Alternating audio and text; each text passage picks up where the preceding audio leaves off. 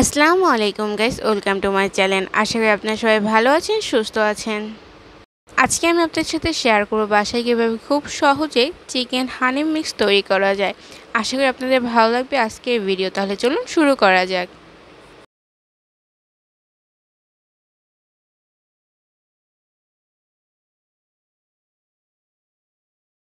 হালিম তৈরি করার জন্য প্রথমেই আমি মাংসটা রান্না করে নেব। তার জন্য প্রথমে আমি একটি প্যানে পরিমাণ মতো সরিষার তেল দিয়ে দিয়েছি।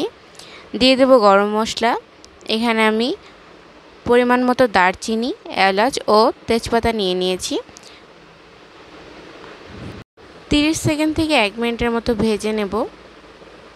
দিয়ে দেব পরিমাণ মতো পেঁয়াজ। আমি এখানে প্রায় হাফ কাপ পরিমাণ পেঁয়াজ দিয়ে দিয়েছি। এবার মশলার সাথে পেঁয়াজটা ভালো করে মিশিয়ে ভালোভাবে পেঁয়াজটা ভেজে নেব। দিয়ে দেব 1 চামচ পরিমাণ আদা রসুন পেস্ট। এখানে আপনার মাংসের পরিমাণ অনুযায়ী কিন্তু মশলাটা দিতে হবে। আমার মাংস কম, তাই আমি মশলাটাও স্বল্প পরিমাণ দিচ্ছি। আর আদা রসুন পেস্টটা তেলের উপর দেওয়ার চেষ্টা করবেন যাতে কাঁচা গন্ধটা চলে যায়। দিয়ে দেব মরিচের গুঁড়ো। এখানে আমি হাফ চামচ পরিমাণ ব্যবহার করেছি, আপনারা আপনাদের স্বাদ মতো ব্যবহার করবেন। দিয়ে দিচ্ছি হলুদের গুঁড়ো হাফ চা চামচ। এবার ভালোভাবে মিশিয়ে নেব মশলাগুলো, মিশিয়ে ভালোভাবে ভেজে নেব। বেশিক্ষণ ভাজতে যাবে না, তাহলে পুড়ে যাওয়ার সম্ভাবনা আছে। এবার দিয়ে দেব কিছুটা পানি, এই পানিটা কষানোর জন্য, মানে মশলা কষানোর জন্য। আমি নেড়ে চেড়ে ভালোভাবে মশলাটা কষিয়ে নিয়েছি। এ পর্যায়ে আগে থেকে ধুয়ে রাখা মাংসগুলো দিয়ে দেব। এখানে আমি শুধু সলিড মাংসগুলো, অর্থাৎ বুকের যে মাংসটা মুরগির, এই মাংসটাই ব্যবহার করেছি। আপনারা চাইলে হাড়সহ মাংস নিতে পারেন, কোনো সমস্যা নেই। নেড়ে চেড়ে ভালোভাবে কষিয়ে নেব মশলাগুলোর সাথে মাংসগুলো। এই পর্যায়ে দিয়ে দেব পরিমাণ মতো লবণ।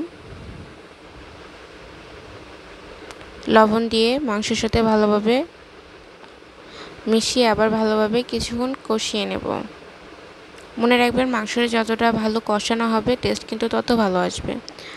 এবার আমি মাংসটা সেদ্ধ হওয়ার জন্য কিছুটা পানি দিয়ে দিলাম। পানি দিয়ে অপেক্ষা করব।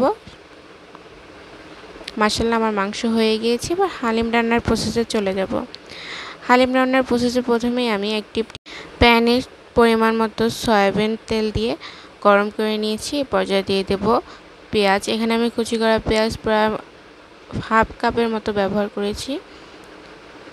আমি পেঁয়াজটা ভালোভাবে ভেজে নেব।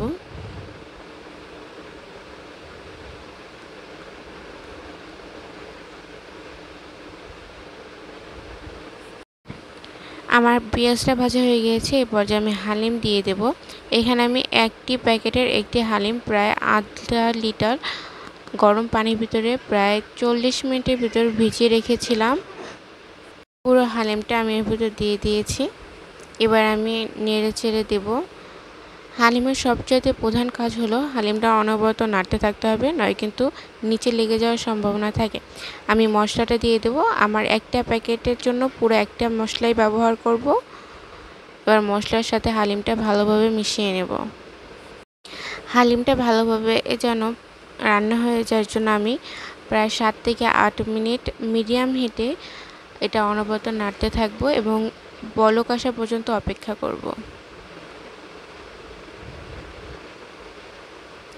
প্রায় 7 থেকে 8 মিনিট আমার রান্না করার পরে হালিমে বলক চলে এসেছে। এবার আমি আমার আগে থেকে রান্না করা মাংসগুলো এর ভিতর দিয়ে দেব।